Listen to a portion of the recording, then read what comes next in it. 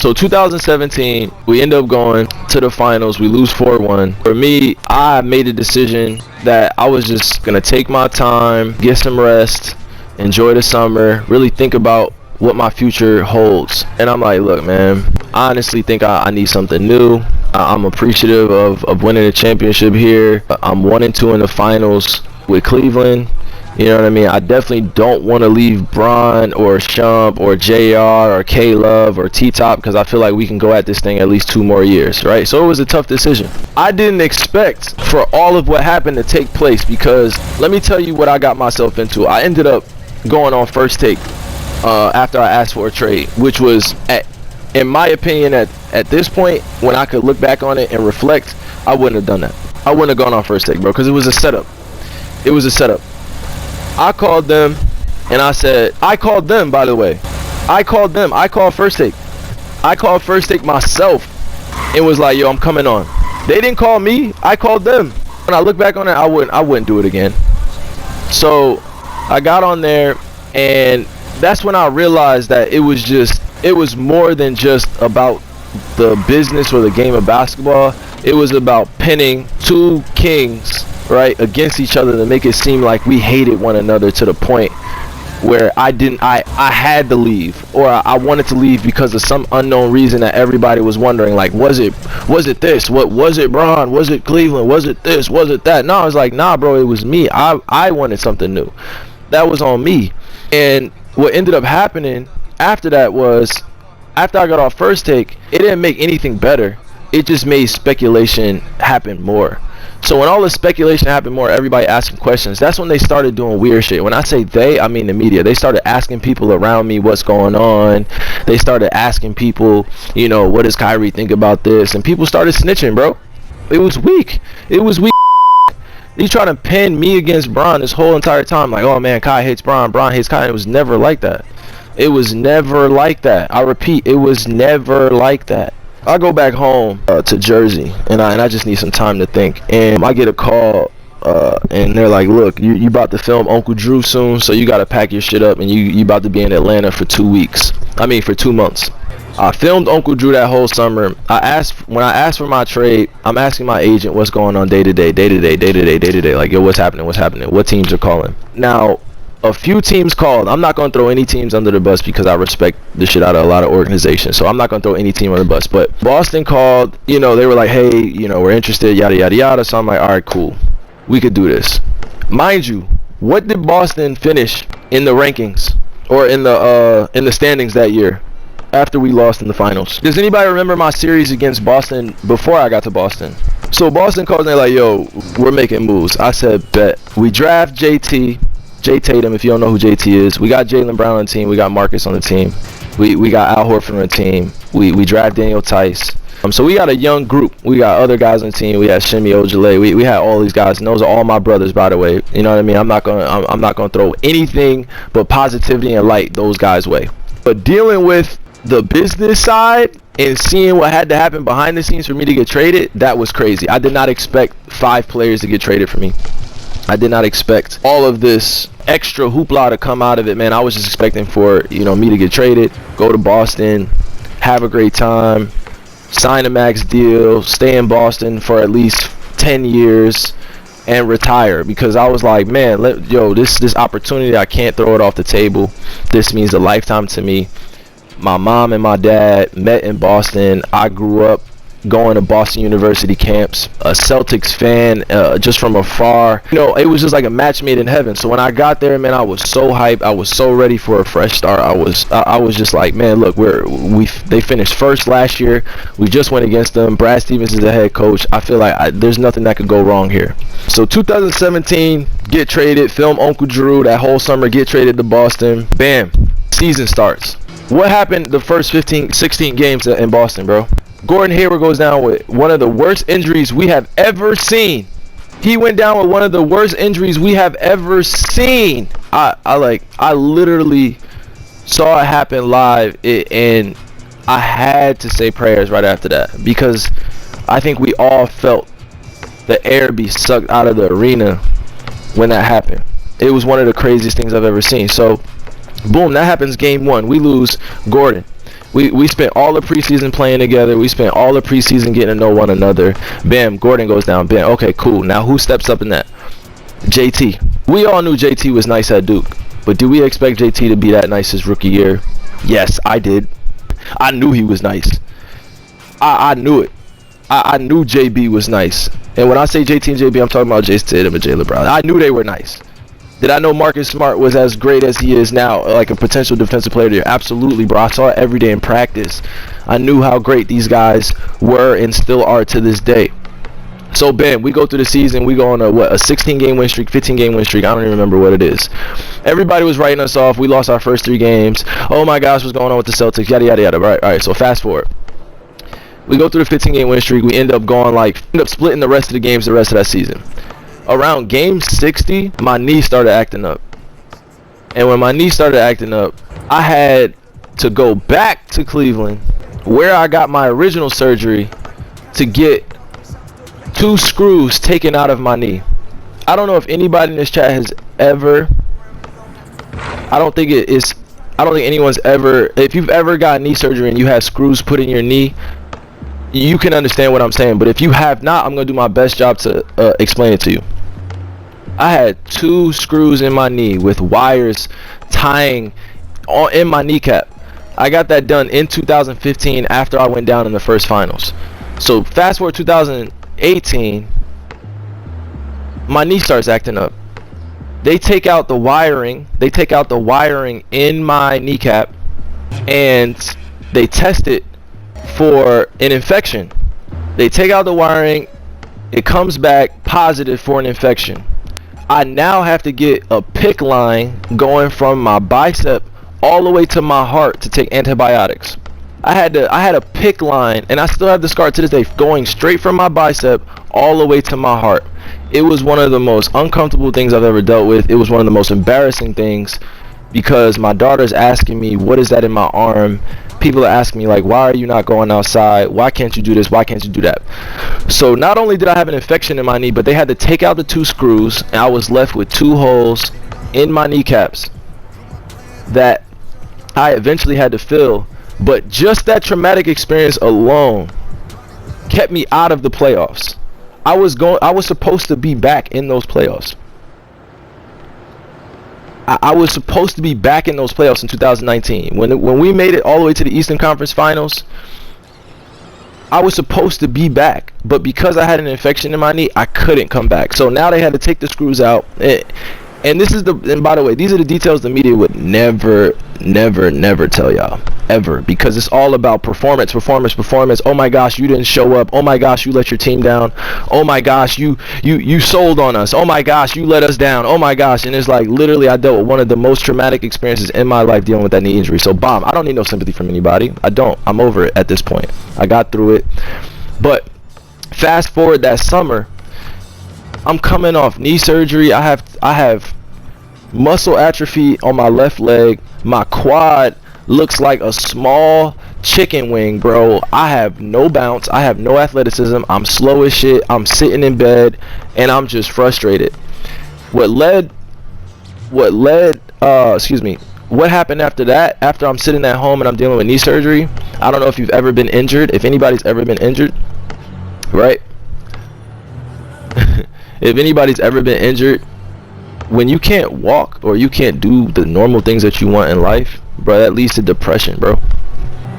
Yeah, that leads to depression. That leads to mental health issues, because when your body and your mind are not in alignment, it leads to different issues. It leads to different things that you have to deal with. So I had to deal with internal stuff. So coming into 2019, I'm already feeling like I'm myself, but I'm only a shell of myself. I am not really expressing how I'm truly feeling. So 2019 hits, right? Or 2018-19 season hits. We come back. We're predicted to win the NBA championship. We're predicted to go far in the finals. We're predicted to, you know what I mean, like win the whole thing. Like everybody's picking us number one. We have I forgot about my boy T-Row too, Scary Terry. I forgot my boy. Like we had Marcus Morris.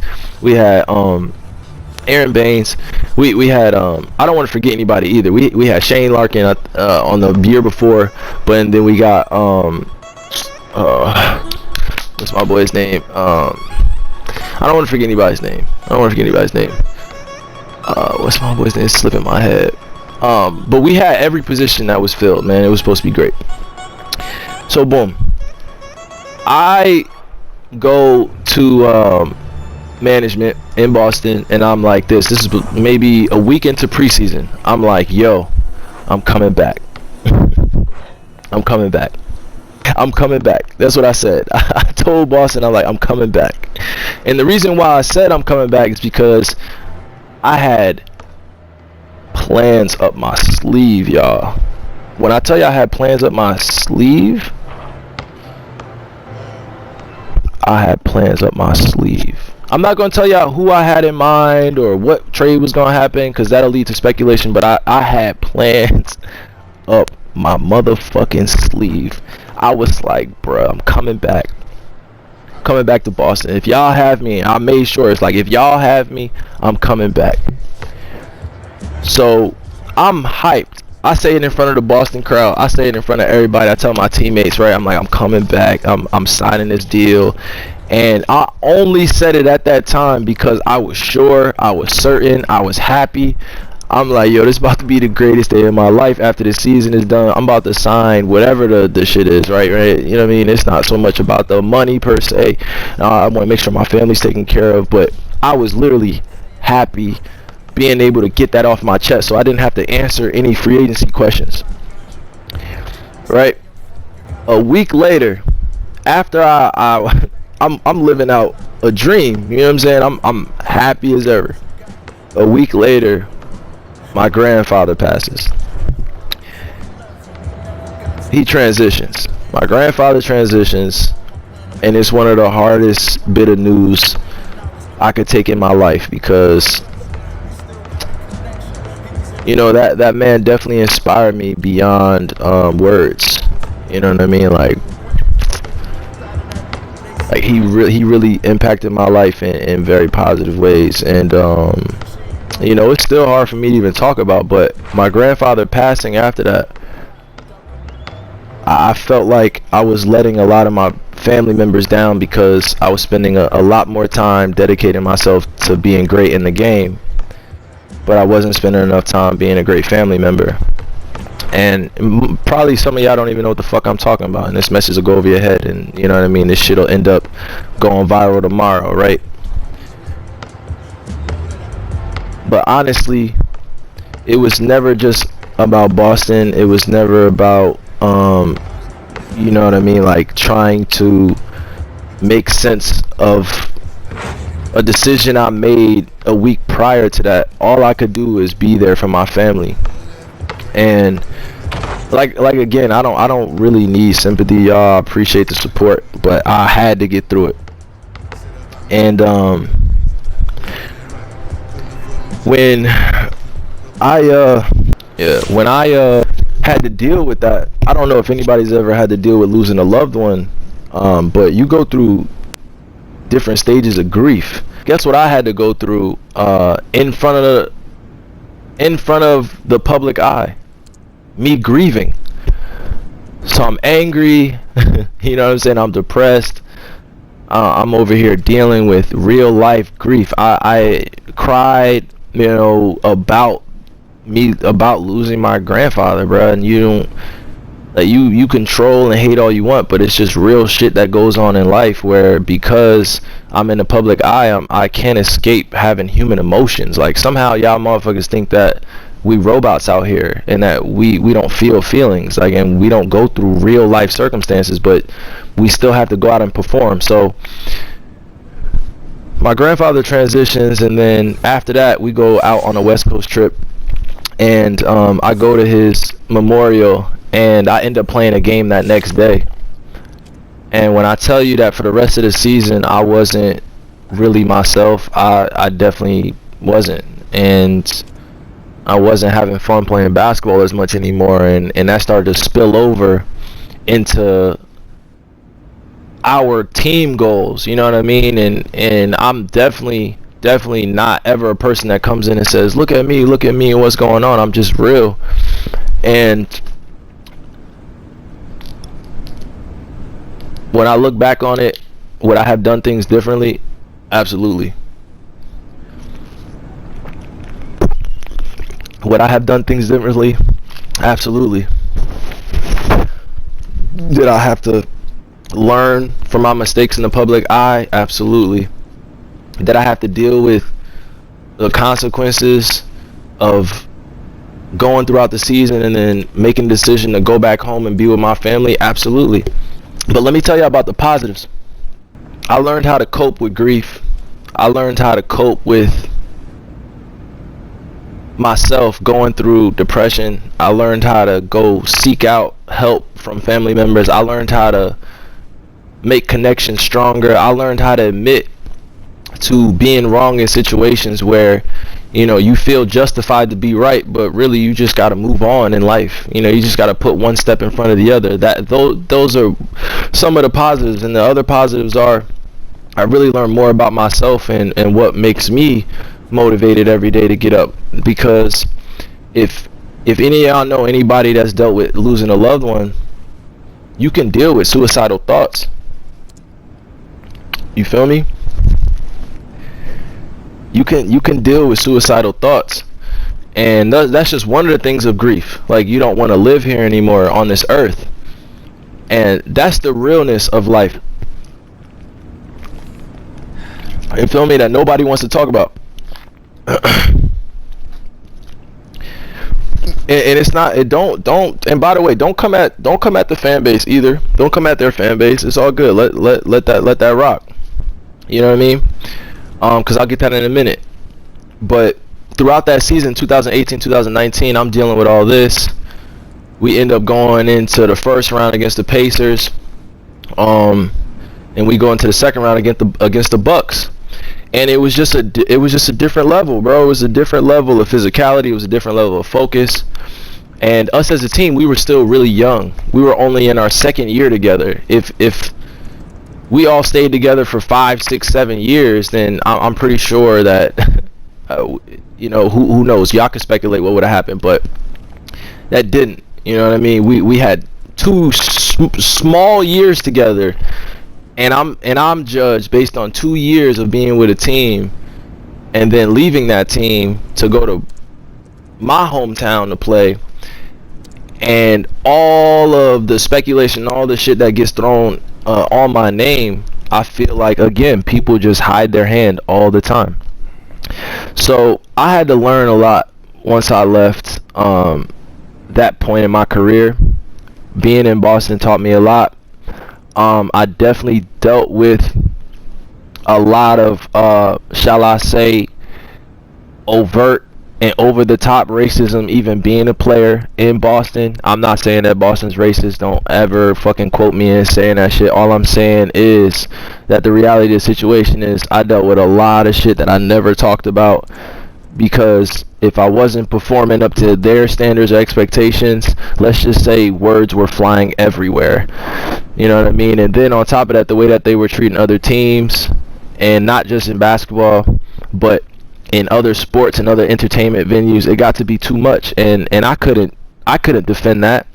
You know what I'm saying? I'm not gonna say that I'm not gonna say that it was comfortable for me, bro, because it really wasn't. It was very uncomfortable for me. So towards the end of the season, it just got worse and worse and worse and worse. And then, you know, I had to make a move to go back home and be with my family. And that's what it is. You know what I mean? You know what I mean? I don't have to say and repeat some of these things. I don't.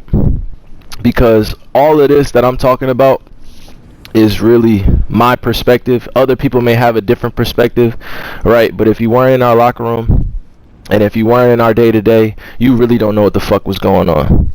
You really don't. If you weren't there every day, if you weren't in our practices, if you weren't in our team meetings, you really don't know what the fuck going on. So when I'm telling you my perspective, you don't have to respect it. You don't have to agree with it. You can criticize it. You can judge it. But this is my perspective, and this is what it is. So going from Cleveland, I told y'all, from 2017, getting traded to Boston, going from Boston and being a free agent, my journey, let's just say injuries, losing loved ones, it shifted me into a whole different path. You know what I'm saying? Like, I didn't expect my grandfather to pass during the year where I've committed to Boston for 5+ years, and then I lose him, and then I go through some of the worst mental health crises in my life. You know what I mean? I'm dealing with real life issues because I didn't know how to deal with grief. Being in Cleveland, being injured, you know what I mean, being with one of the greatest to ever play the game, and wanting respect from my peers and wanting to go out and start something new. I didn't know it was going to come with all that, bruh. But it did. But it did, and it only got me stronger. It only got me stronger. It only made me stronger, bro. That's what I'm trying to share with y'all. Like, let all the people talk and do that, but their journeys are not a reflection of anything close to what I've been through. And I don't say that as if we're not living a similar, you know what I mean, a life that is normal, but I'm dealing with this on a public stage. You feel me? I'm dealing with this in the public eye. That's like one of the weirdest things. I'm doing this shit in public. So if you waking up every day and people are like studying your life and observing your life in the way where it's just like, bro, I'm human, like I'm going through shit right now. It's like, you know what I mean? I hope y'all can understand. It's like, nah, we don't understand. Nah, fuck that. You supposed to still be, you know what I mean? Nah, fuck that. Fuck that. I'm like, bro, chill out, bro, chill out. So the last 5 years for me have been like dealing with what is preparing me for the next few chapters of my life, because the next 5 years, I guarantee they won't be like the last 5 years. You can have all oh, Kai, you got second round exit in the playoffs, man. You got swept by Boston this year, man. You're not who you once was, man. You're not this. Like, keep that same energy, bro. You make it greater for redemption to happen. Y'all make it greater, bro. And then on top of that, all the supporters and love that I get outweighs and outshines all of the negativity, I promise you. So when I address the negativity, y'all have to, because I'm being funny. I troll that shit. Alright, it's funny to me. It's just the Aries speaking to me. Alright? It's the Aries speaking to me, bruh. It's the Aries speaking to me. So y'all gotta let me talk my ish sometimes, but to all the people that love and support and get inspiration, not only from me but from other great individuals, I'm with y'all. You know what I mean? I'm grateful that I could do this in public, because I'm just showing y'all that they throw a whole bunch of shit and try to hide their hand. So whenever you get successful, or whenever you're on some type of trajectory towards greatness, people are always going to be part of that demise. You know what I mean? Always try to break your foundation, but paying attention to the people that genuinely love and support you really gets you through. You know what I mean? Because I don't walk around alone ever. I don't ever feel alone ever. And I felt most alone when I was dealing with some of the things I was dealing with in the last 5 years. You know what I mean? I felt like, damn, who can I really turn to? And when I found that system, bam, I end up in Brooklyn. Me and Kay get together. We rocking out. We mobbing out.